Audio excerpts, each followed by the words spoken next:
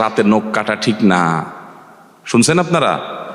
ভাঙা আয়না মুখ দেখা ঠিক না, ভাঙা প্লেটে খানা খাওয়া ঠিক না, রাতের বেলায় বা প্লেটের পানি বাহিরে ফেলানো ঠিক না। এসব ঠিক না ঠিক না ঠিক না যে বলছে, হাদিস কোরআনে কোথাও এটা নিষেধ করে না, কিন্তু এই ঠিক না আসলো কোত্থেকে?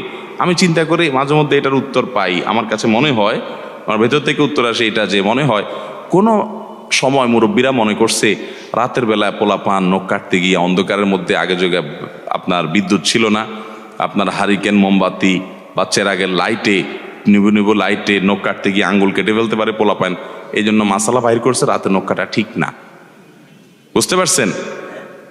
তারপরে যায় আপনার রাতে যদি পানি ফেলেতে যায়, তো এখন তো আর ফকফকা লাইট তখন ছিল না, অন্ধকার ছিল সব, দেখা গেল কেউ আসতেছে তার গায়ে পানি পড়তে পারে, এই জন্য একটা মাসালা বাইর করে দিল যে রাতে পানি ফেলানো ঠিক না। এই যত ঠিক না আছে এগুলো সব সৎ উদ্দেশ্যে হাদিসগুলো বানাইছে হয়তো কেউ বা কারা, কিন্তু এগুলো কোরআন হাদিসে এই যেগুলো বললাম এগুলো নাই, এগুলোর উপর আমাদের সাবধান থাকতে। হ্যাঁ, ভাঙা প্লেটে আপনি খাবেন না, সেটা হয়তো এই কারণে হতে পারে যে ভাঙা জায়গাতে জীবাণু থাকতে পারে, পরিষ্কার ভালো করে হবে না, এই জন্য আপনি না খাইতে পারেন, সেটা স্বাস্থ্যগত বিষয়, শরীয়তের কোনো সে এখানে নাই, নিষেধ করে নাই।